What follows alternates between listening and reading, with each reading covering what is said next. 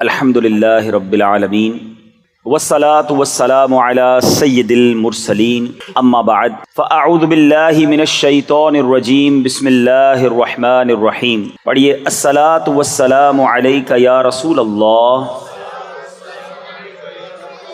وعلی آلک واصحابک یا حبیب اللہ۔ الصلاة والسلام علیک یا نبی اللہ وَعَلَىٰ آلِكَ وَأَصْحَابِكَ يَا نُورَ اللہ۔ درود پاک پڑھنے کے بے شمار فضائل و برکات ہیں، بہت خوبصورت احادیث فضائل درود میں ملتی ہیں۔ اللہ کے حبیب صلی اللہ تعالیٰ علیہ وسلم فرماتے ہیں من صلی علیہ صلاۃ واحدۃ صلی اللہ علیہ عشرہ۔ میرے آقا فرماتے ہیں جس نے مجھ پر ایک بار درود پاک پڑھا اللہ تعالیٰ اس پر 10 رحمتیں نازل فرماتا ہے۔ پھر نبی پاک فرماتے ہیں ومن صلی علیہ عشرا، جس نے مجھ پر 10 بار درود پاک پڑھا صلی اللہ علیہ مئتا، اللہ اس پر 100 رحمتیں نازل فرماتا ہے۔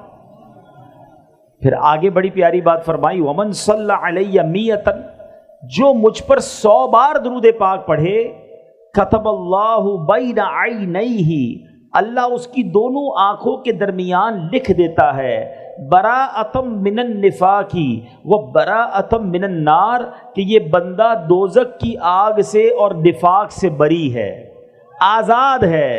پھر آگے فرمایا وَأَسْكَنَهُ اللَّهُ يَوْمَ الْقِيَامَةِ مَعَ الشُّهَدَاءِ، اور اس بندے کو قیامت کے دن شہیدوں کے ساتھ اٹھایا جائے گا۔ ذرا غور کیجئے، ایک درود پر 10 رحمتیں۔ ہم کام کاج پر جائیں، کھیتوں میں جائیں، اپنی نوکری پر جائیں، گھر سے باہر نکلیں، اسکول جائیں، اور اگر درود پڑھتے پڑھتے جائیں تو ہر ایک درود پر 10 رحمتیں ملتی ہیں۔ اب آپ چاہتے ہیں کہ اللہ کی رحمتیں میرے ساتھ رہیں، میری حفاظت رہے، میرے ساتھ کوئی مشکل نہ ہو، تو صبح و شام درود پاک پڑھنا ہے۔ اور درود پاک پڑھنا اتنا مشکل نہیں ہے، بڑے آسان درود پاک ہیں۔ میں جیسے ابھی پڑھا رہا تھا، آپ ایک بار پھر مل کر پڑھ لیں الصلاۃ والسلام علیک یا رسول اللہ۔ کتنا آسان درود پاک ہے، یہ یاد کر لیں، پڑھتے رہا کریں۔ اچھا، پھر 100 بار پڑھنے والے کو کیا بتایا؟ اللہ اس کی آنکھوں کے درمیان یعنی پیشانی پر لکھ دیا جائے گا کہ یہ بندہ دوزخ سے بھی بری ہے، منافقت سے بھی بری ہے، اور انشاءاللہ قیامت کے دن شہیدوں کے ساتھ اٹھایا جائے گا۔ دنیا کا دستور ہے میرے بیٹے اسلامی بھائیوں، کام تھوڑا کرے نا تو مزدوری تھوڑی ملتی ہے، کام مشکل کرے، محنت زیادہ کریں تو پھر مزدوری زیادہ ملتی ہے۔ مگر اللہ کی رحمت دیکھو، کام تھوڑا کرو پھر بھی برکتیں زیادہ عطا فرماتا ہے۔ 100 بار درود پاک میں کتنی دیر لگتی ہے؟ تسبیح ہاتھ میں لیں، آدھے گھنٹے میں آپ کے 100 درود پاک پورے ہو جائیں گے، شاید آدھے گھنٹے سے بھی پہلے پورے ہو جائیں گے۔ لیکن نیکیاں، اجر، ثواب، انعام کتنا زیادہ ہے۔ ہر دوسرے آدمی کے ہاتھ میں موبائل فون ہے اور گھنٹوں موبائل پر لگے رہتے ہیں، اپنا وقت ضائع کرتے ہیں۔ ایسا نہ کریں، یہ زندگی ایک ہی بار ملے گی، ایکسٹرا ٹائم نہیں ملے گا۔ اسی زندگی میں آخرت کی تیاری کرنی ہے۔ جو موبائل کا استعمال کرتے ہیں نا، میری بات جلدی سمجھ جائیں گے، ہمارے موبائل پر ایک کبھی میسج آتا ہے کہ آپ کا بیلنس ختم ہونے والا ہے، پیسے ڈلوا لیجئے، آتا ہے نا میسج۔ انٹرنیٹ اگر پیکج لیا ہے تو پھر میسج آئے گا کہ انٹرنیٹ پیکج ختم ہونے والا ہے، تھوڑا ہی رہ گیا ہے، جلدی سے پیسے ڈلوا لیجئے۔ اب جس کے پاس پیسے ہوتے وہ ڈلوا لیتا ہے۔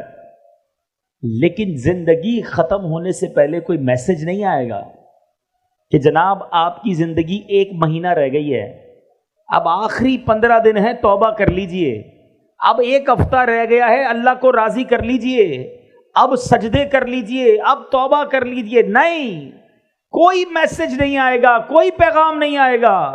بندہ صبح گھر سے نکلتا ہے، بعض اوقات گھر والوں کو کہہ کر جاتا ہے کہ یہ والا کھانا بنانا، رات آ کر کھاؤں گا، یہ والے کپڑے استری کر کے رکھنا، رات دعوت میں جانا ہے پہن کر جاؤں گا۔ کپڑے استری کیے ہوئے رہ جاتے ہیں، کھانا تیار رہتا ہے، مگر بندہ نہیں آتا، اس کی لاش آتی ہے، اس کا جنازہ آتا ہے۔ ایسا ہوتا ہے نا، ہمارے ساتھ کوئی دوپہر کو ہوتا ہے اور رات وہ قبر میں پہنچ جاتا ہے۔ ہم رات ساتھ ہوتے ہیں، صبح اٹھتے ہیں تو اطلاع آتی ہے کہ فلاں بندہ سویا مگر اٹھا نہیں، سوتے میں ہی چلا گیا۔ یہ میں نئی باتیں تو نہیں کر رہا نا.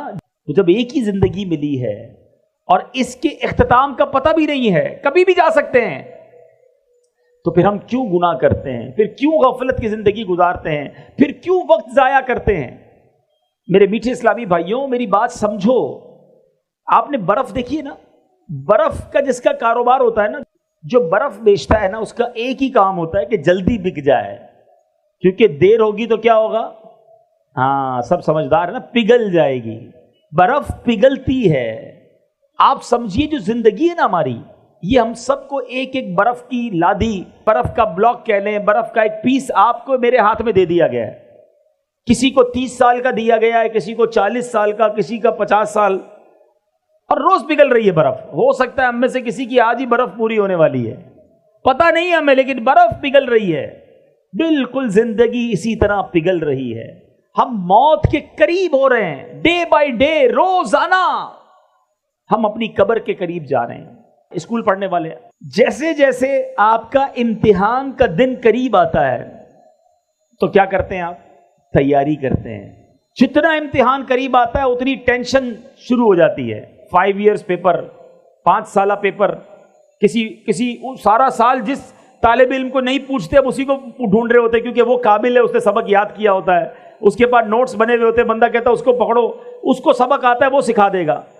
امتحان میں 1 ہفتہ رہ جائے، اب رات کو نیند نہیں آتی، اب ساری رات تیاری.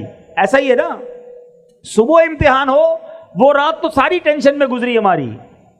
میں آپ سے پوچھتا ہوں، تمہارا امتحان قریب آتا ہے، تمہیں فکر شروع ہو جاتی ہے، کیوں یہ احساس نہیں ہوتا کہ ہر گزرنے والا دن میں قبر کے امتحان کے قریب ہو رہا ہوں؟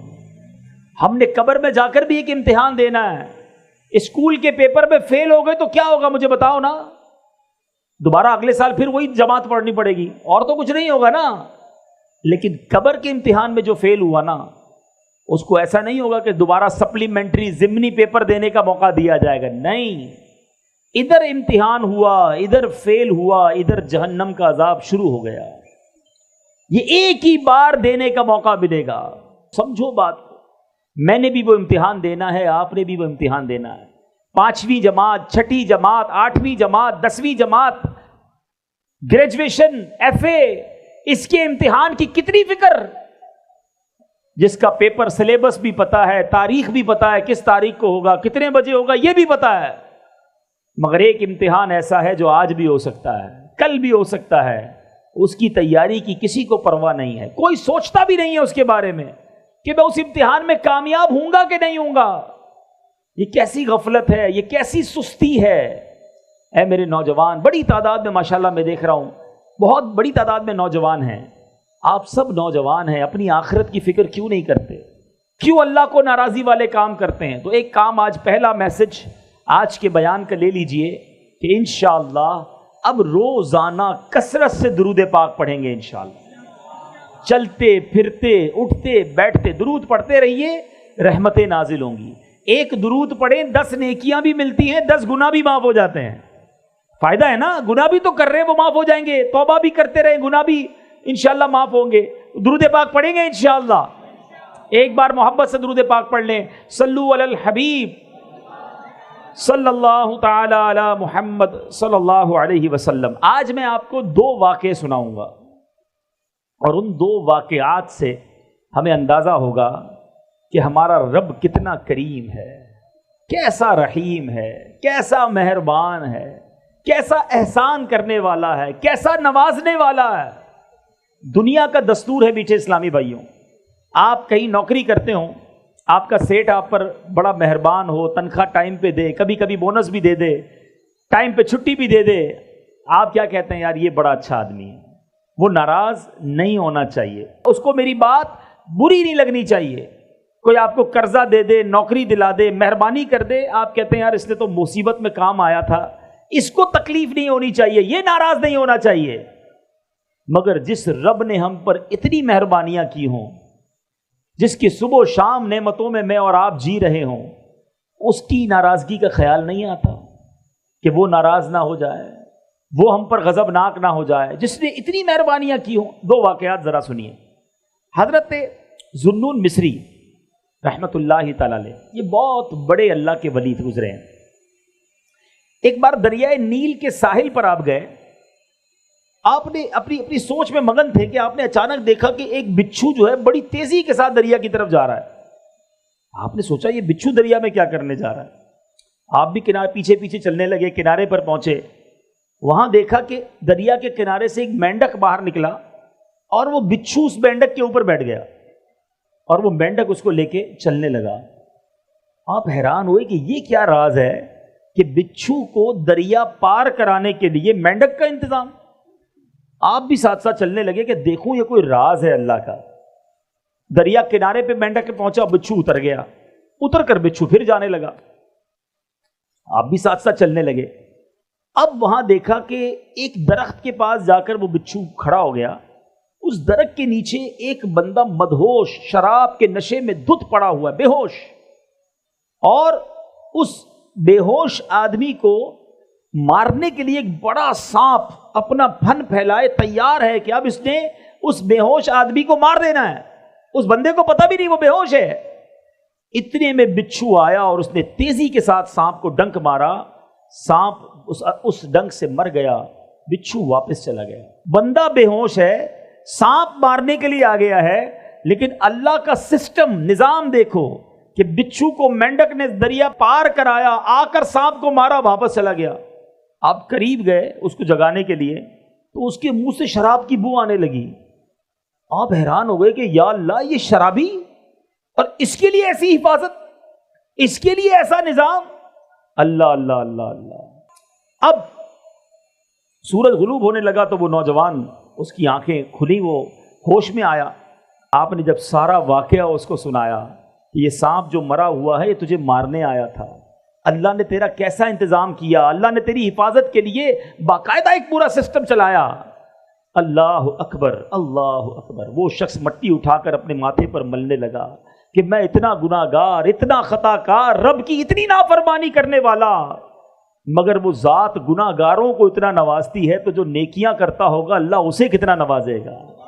جو اللہ کا پسندیدہ بندہ بن جائے گا رب اسے کتنا نوازے گا۔ یہ کہہ کر وہ بندہ جنگلوں میں نکل گیا۔ اے میرے میٹھے اسلامی بھائیوں، اب کیا سیکھا اس واقعے سے؟ ایسا کریم ہے ہمارا مولا۔ آپ اور میں گناہ کتنے کرتے ہیں، کبھی سوچا ہم نے؟ ہیں آپ کی میری کوئی ایک بات نہ مانے، ذرا سنیے گا میری بات۔ آپ کسی کو کہیں جناب بھائی یہ کام کر دو، وہ کہے میں تو نہیں کرتا۔ دوبارہ آپ تھوڑے دنوں بعد کہ بھائی جان مہربانی ایک کام کر دو، وہ کہے میں نہیں کرتا۔ تیسری بار آپ کہیں کہ بھائی میں نے کہا نا میں نہیں کرتا، چوتھی بار کہو گے اس کو؟ اچھا جس نے 3 بار آپ کی بات نہ مانی ہو دعوت پہ بلاؤ گے؟ کوئی تحفہ دو گے اسے؟ مسکرا کر ملو گے؟ اپنی بات کرو۔ ہماری 2-3 بار کوئی بات نہ مانے، نہ ہم سیدھے منہ بات کریں گے، نہ مسکرائیں گے، نہ دعوت پر بلائیں گے، نہ تحفہ دیں گے۔ میں اور آپ روزانہ رب کی نافرمانی کر رہے ہیں، صبح و شام اسے ناراض کر رہے ہیں، کتنی غلطیاں کر رہے ہیں۔ کیا رب نے کھانا روک لیا؟ رب نے پانی روک لیا؟ رب نے سانسیں روک لیں؟ رب نے پیر واپس لے لیے؟ اسی نے دیے تھے نا۔ ہاتھ لے لیتا، آنکھیں لے لیتا، زبان لے لیتا۔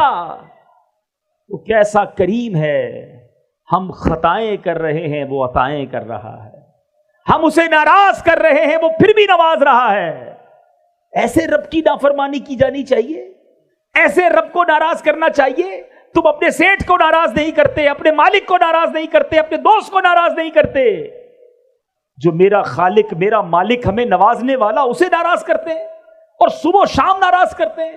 سوچئے جب ناراض کرنے والوں پر وہ اتنا مہربان ہے تو جو راضی کرے گا اسے کتنا نوازے گا، اسے کیسا نوازے گا۔ ایک بار دوسرا واقعہ، اللہ کی شان کریمی دیکھو کہ ایک بار حضرت موسیٰ علیہ نبینا علیہ الصلوۃ والسلام کا دور تھا، بارش نہیں ہو رہی، قحط، سارے شہر میں کھانے کو دانے دانے کو لوگ ترس رہے تھے۔ حضرت موسیٰ علیہ الصلوۃ والسلام نے اللہ کی بارگاہ میں دعا کرنے کا ایک نظام بنایا اور لوگوں سے کہا کہ چلو جا کر کسی میدان میں جا کر دعا کرتے ہیں۔ چھوٹے چھوٹے بچوں کو بھی لیا، جانوروں کو بھی لیا، بوڑھے اور بیمار سب کو لیا، تاکہ اللہ کی رحمت جو ہے جوش میں آئے اور یہ پیاسے گلے دیکھ کر، پیاسی زبانیں دیکھ کر بارش ہو جائے۔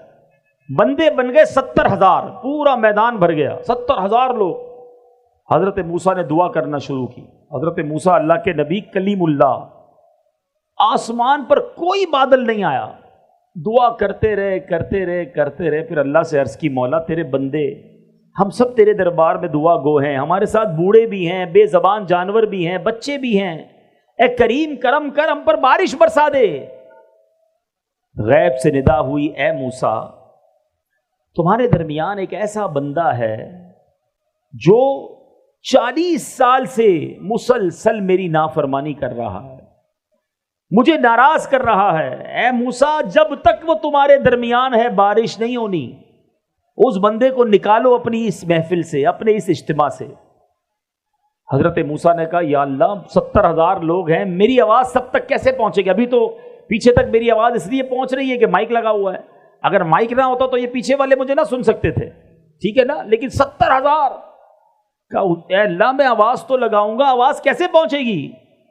ارشاد ہوا اے موسیٰ آواز لگانا تمہارا کام ہے، آواز پہنچانا ہمارا کام ہے۔ حضرت موسیٰ کھڑے ہو گئے، آپ نے کہا آج ہمارے مجمع میں ایک ایسا بندہ بھی ہے جو 40 سال سے اللہ کو ناراض کر رہا ہے۔ اے وہ شخص جو 40 سال سے اللہ کے غضب کو دعوت دے رہا ہے، ہمارے مجمع سے نکل جا، تیرے گناہوں کی نحوست کی وجہ سے بارش نہیں ہو رہی ہے۔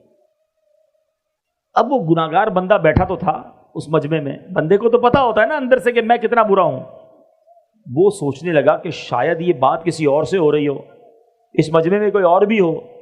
وہ دائیں دیکھتا بائیں دیکھتا، کوئی کھڑا نہ ہوا۔ اب اس نے سوچا اگر میں کھڑا ہو گیا تو سارے گاؤں کو پتہ چل جائے گا، 70,000 لوگوں کو پتہ چل جائے گا کہ میں 40 سال سے اللہ کو ناراض کر رہا ہوں۔ اس بندے نے کیا کیا؟ سر جھکایا اور اللہ سے عرض کی مولا میں مانتا ہوں میں نے تیرے بڑے گناہ کیے ہیں، تیری بڑی نافرمانیاں کی ہیں، مگر مالک آج بچا لے۔ اگر آج میں کھڑا ہو گیا 70,000 لوگوں کو پتہ چل جانا ہے کہ میں تیرا نافرمان بندہ ہوں، مالک آج میرے عیب چھپا لے، میں تجھ سے وعدہ کرتا ہوں کہ آج کے بعد تجھے ناراض نہیں کروں گا۔ اس بندے نے کیا کیا؟ صرف دل سے پکارا۔ اللہ وہ کریم ہے جو دل کی سنتا ہے، کوئی اپوائنٹمنٹ لینے کی ضرورت نہیں ہے، کوئی سیکرٹری کی ضرورت نہیں ہے کہ فلاں صاحب سے ملنا ہے تو پہلے سیکرٹری سے اپوائنٹمنٹ لو، پہلے ٹائم لو، نہیں، سر جھکایا اور اللہ کو پکارا، یہ ہے اپوائنٹمنٹ۔ کوئی بیچ میں واسطہ نہیں بندے اور رب کے، جتنی بات کرنی ہے کرو۔ اب اس نے کیا کیا؟ دل سے پکارا اللہ کو، بادل آئے اور بارش برسنا شروع ہو گئی۔ حضرت موسیٰ نے کہا یا اللہ نکلا تو کوئی نہیں باہر، ہمارے اس مجمع سے تو کوئی باہر نہیں گیا، بارش کیسے ہو گئی؟ اللہ نے فرمایا اے موسیٰ جس کی وجہ سے بارش رکی ہوئی تھی اسی کی وجہ سے بارش شروع ہو گئی ہے۔ اس بندے نے مجھ سے دوستی کر لی ہے، اے موسیٰ معافی مانگ لی ہے۔ اب حضرت موسیٰ کہتے ہیں یا اللہ میں اس بندے سے ملنا چاہتا ہوں، اب تو ملا دے کون ہے جس نے تجھ سے دوستی کر لی ہے؟ اللہ نے فرمایا اے موسیٰ جس وقت وہ میرا نافرمان تھا میں نے اس وقت اس کے عیبوں پر پردہ ڈالا، اب تو میرا دوست ہو گیا ہے، میں تجھے کیسے بتا دوں وہ کون ہے؟ کھڑا ہو جاتا تو پتہ چل جاتا نا، ٹھیک ہے توبہ کر لی بندے نے مگر بندہ یہی تھا، اگر حضرت موسیٰ سے بھی ملاقات ہو جاتی تو پتہ چل جاتا۔ اللہ نے فرمایا اے موسیٰ جب میری نافرمانی کرتا تھا، جب میں نے اس کے عیب چھپائے تو اب میں اس کو کیسے آشکار کر دوں؟ اب تو میرا دوست بن گیا ہے۔ کیا سیکھا میرے میٹھے اسلامی بھائی؟ یہ ہے میرا مالک، یہ ہے اس کی رحمت، یہ ہے اس کی کرم نوازی۔ وہ برستا چاہتا ہے، اس کی رحمت برستا چاہتی ہے اپنے بندوں پر، مگر بندہ ہے جو اس کی بارگاہ میں سر نہیں جھکاتا، اس سے معافی نہیں مانگتا۔ ایک سچی پکار، ایک سچی معافی ہمارے سارے گناہوں کی معافی کا سبب بن سکتی ہے، مگر مسئلہ یہ ہے کہ بندہ سر ہی تو نہیں جھکاتا، معافی ہی تو نہیں مانگتا، دوستی ہی تو نہیں کرتا رب سے۔ آؤ میرے میٹھے اسلامی بھائیوں، اگر نمازیں قضا ہوئی ہیں، اگر معاذ اللہ نشے کی عادت ہو گئی ہے، جوا کی عادت پڑ گئی ہے، شراب کی عادت پڑ گئی ہے، ماں باپ کو ستایا ہے، کسی کا دل دکھایا ہے، کسی پر ظلم کیا ہے، آج معافی مانگ لو، سچی توبہ کر لو، وہ قریب ہے توبہ کے لیے کوئی بہت بڑا اجتماع کرنا ضروری نہیں ہے، بس انسان کی آنکھوں میں آنسو ہو، دل میں ندامت ہو، اور اللہ سے کہے مالک مجھے معاف کر دے، اور وہ بڑا کریم ہے، وہ معاف فرما دیتا ہے۔ لیکن مسئلہ یہ ہے کہ معافی مانگتے نہیں ہیں۔ اچھا ایک بات سمجھنی ہے، اگر کسی کی نمازیں قضا ہیں، کسی نے روزے قضا کیے ہیں، کسی کے پیسے کھا لیے ہیں، تو توبہ سے یہ سب معاف نہیں ہو جائے گا کہ اب نمازیں پڑھنے کی ضرورت نہیں ہے۔ نماز نہ پڑھنے کا گناہ معاف ہوگا، روزہ نہیں رکھے تو روزے کا حساب کر کے روزے ادا کرنے پڑیں گے۔ کسی کا مال آپ کی طرف آتا ہے تو توبہ کرے تاکہ جو گناہ ملا وہ معاف ہو جائے، مگر پیسے واپس لوٹانے ہوں گے۔ یہ کچھ توبہ کے تقاضے ہیں۔ تو بہرحال میرے میٹھے اسلامی بھائیوں، آج میں یہی پیغام لے کر آیا ہوں، کاش ہم اپنے رب سے دوستی کر لیں۔ قبر میں کتنے کیڑے آئیں گے، سانپ آئیں گے، جناب جھوٹ بولنے والے کے گال چیرے جائیں گے، بڑی عذاب لکھے ہیں حدیثوں میں۔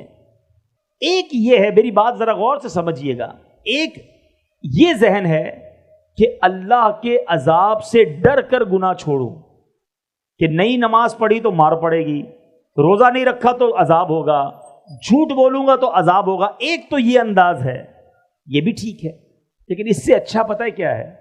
کہ بندہ عذاب سے ڈر کر گناہ نہ چھوڑے، اللہ کی محبت میں گناہ چھوڑ دے، کہ میرا اتنا قریب مالک، میں اس کی نافرمانی کروں۔ جو آپ کا بہت قریبی دوست ہو، آپ کو بڑا پسند ہو، آپ کسی کی بڑی عزت کرتے ہو، اور وہ آپ کو کوئی بھی بات کہے تو آپ کیا کہیں گے؟ یار تیرے لیے جان حاضر ہے، آپ جو کہیں لبیک، حکم ہیں سائیں، تو تمہارا حکم سر آنکھوں پر، کہتے ہو نا؟ اپنے کسی نہ کسی زندگی میں کسی دو چار لوگوں سے تو ایسا تعلق رکھا ہے کہ نہیں، کہ وہ جو بھی کہیں وہ لبیک، ان کے لیے جان حاضر۔ تو کیا اللہ نے جو فرمایا اس کے لیے جان حاضر نہیں ہے؟ اللہ سے ایسی دوستی نہیں ہو سکتی؟ اللہ کی عبادت ڈر کے کرنی ہے، عذاب کا سن کر کرنی ہے، عذاب برحق ہے، جس سے رب ناراض ہوگا اس کو واقعی عذاب دیا جائے گا۔ مگر مزہ یہ ہے کہ بندہ کہے یہ میرے مالک کو پسند نہیں اس لیے میں نہیں کرتا، میرا رب منع فرماتا ہے میں اس لیے نہیں کرتا، میں نماز اس لیے پڑھتا ہوں کہ میرا رب راضی ہو جائے، میں سجدہ اس لیے کرتا ہوں کہ میرا رب مجھ سے راضی ہو جائے۔ یہ دو الگ زاویے ہیں، یہ دو الگ سوچیں ہیں۔ اللہ کرے کہ مجھے اور آپ کو ہمارے رب سے اتنی محبت ہو جائے، اتنا پیار ہو جائے کہ جس کام کے بارے میں یہ پتا چلے اللہ نے منع فرمایا ہے، اللہ کے حبیب نے منع فرمایا ہے، بس بھائی ہم کو وہ نہیں کرنا۔ نیا کاروبار کرنا ہے، فوراً عالم دین سے رابطہ کریں، جناب میں یہ کام کر رہا ہوں، یہ جائز ہے ناجائز ہے؟ علماء کہیں ناجائز ہے، سود حرام ہے، رشوت حرام ہے، جھوٹ بول کر کاروبار کرنا حرام ہے، ارے جناب دھوکہ دینا حرام ہے، بس حرام ہے، اللہ اور اس کے رسول نے منع کیا، میں نے نہیں کرنا کیونکہ میں اللہ سے محبت کرتا ہوں، اللہ کے حبیب سے محبت کرتا ہوں۔ اچھا کوئی کہے کہ جناب رشتہ کرنا ہے، بچے کی شادی کرنی ہے، اس میں ناچ گانا حرام ہے، شراب حرام ہے، جوا حرام ہے، ایسے کام کرنا شادی کے اندر جو بے پردگی والے گناہ والے حرام ہیں، ہم کہیں بس میرے رب نے منع کر دیا، میں نے ایسا کام نہیں کرنا۔ کیا ایسا نہیں ہو سکتا؟ کیا بار بار عذاب سے ڈرایا جائے پھر ہی گناہ چھوڑیں گے؟ تو آج یہ پکی نیت کر لو، اللہ جو ہے نا، یاد رکھو اللہ اپنے بندوں پر ماؤں سے زیادہ محبت کرتا ہے، ماؤں سے زیادہ مہربان ہے۔ آپ کی میری ماں ہمیں تکلیف میں نہیں دیکھ سکتی، جب ہماری ماں ہمیں تکلیف میں نہیں دیکھ سکتی تو اللہ تو ماؤں سے زیادہ پیار کرنے والا۔ ایک بار مانگو تو صحیح نا، ایک بار گر گڑاؤ تو صحیح، اس سے دوستی تو کرو۔ مگر آج اللہ ہی کو ناراض کرنے والے ہم کام کرتے ہیں۔ اللہ کی بارگاہ میں سچے دل سے ایک ہی توبہ کیسے رنگ بدلتی ہے۔ ایک بار حضرت عمر رضی اللہ تعالیٰ عنہ کہیں جا رہے تھے، ایک بندہ آپ کے سامنے سے گزرا، اس کے ہاتھ میں شراب کی بوتل تھی۔ حضرت عمر نے دیکھ لیا، فرمایا بتاؤ کیا ہے؟ اچھا حضرت عمر بڑے جلالی نا، فوری طور پر سزا سنانے والے، شراب کی بوتل ہاتھ میں۔ حضرت عمر نے کہا بتاؤ کیا ہے؟ وہ شخص کہنے لگا اگر میں نے عمر کو بتا دیا کہ شراب کی بوتل ہے تو گیا، مارا گیا۔ اب سامنے کھڑے حضرت عمر، کتنا وقت ملا ہوگا اس کو؟ اس نے دل ہی دل میں ٹیلی فون لائن فون نہیں ملانا پڑتا توبہ کے لیے، خط نہیں لکھنا پڑتا، دل ہی دل میں اللہ سے کہا یا اللہ آج بچا لے، عمر کے سامنے ذلیل ہونے سے بچا لے، اے اللہ آج کے بعد شراب نہیں پیوں گا، بس اتنا ہی کہنا تھا۔ اور حضرت عمر سے کہتا ہے حضور اس بوتل میں سرکہ ہے. آپ نے فرمایا مجھے دکھاؤ. بوتل نکال کر لرزتے ہاتھوں سے حضرت عمر کے ہاتھ میں دیتا ہے. شراب کی بوتل ہے. حضرت عمر جیسے اس بوتل کو ہاتھ میں لیتے ہیں وہ سرکے میں تبدیل ہو چکی ہوتی ہے. یہ ہے میرا مالک، وہ عیبوں کو چھپانے والا، گناہوں کو معاف کرنے والا، بندوں کو بخشنے والا. پنجابی شاعر کہتے ہیں نا، ایک گناہ میرے ماں پیو ویکھن مینوں عمری منہ نہ لاویں. ہمارے ماں باپ، ہمارے رشتہ دار ہمارا کوئی گناہ دیکھ لیں ناراض ہو جاتے ہیں، منہ دیکھنا بند کر دیتے ہیں. ایک گناہ میرا ماں پیو ویکھیں مینوں عمری منہ نہ لاویں. لکھ گناہ میرا مالک ویکھے وہ پھر بھی پردے پاوے. اللہ کو کتنے گناہ پتہ ہیں، ہمارے سب پتہ ہے، جو کیا وہ پتہ ہے، مگر ہماری عزتیں بھی باقی ہیں، لوگ ہمیں نیک بھی سمجھ رہے ہیں، ہماری واہ واہ بھی ہو رہی ہے، مگر وہ مالک جانتا ہے کہ کب کب کہاں کہاں کیسے کیسے ہم نے اسے ناراض کرنے والے کام کیے. ایسے کریم کو ناراض نہیں کرنا چاہیے، ایسے کریم کی نافرمانی نہیں ہونی چاہیے.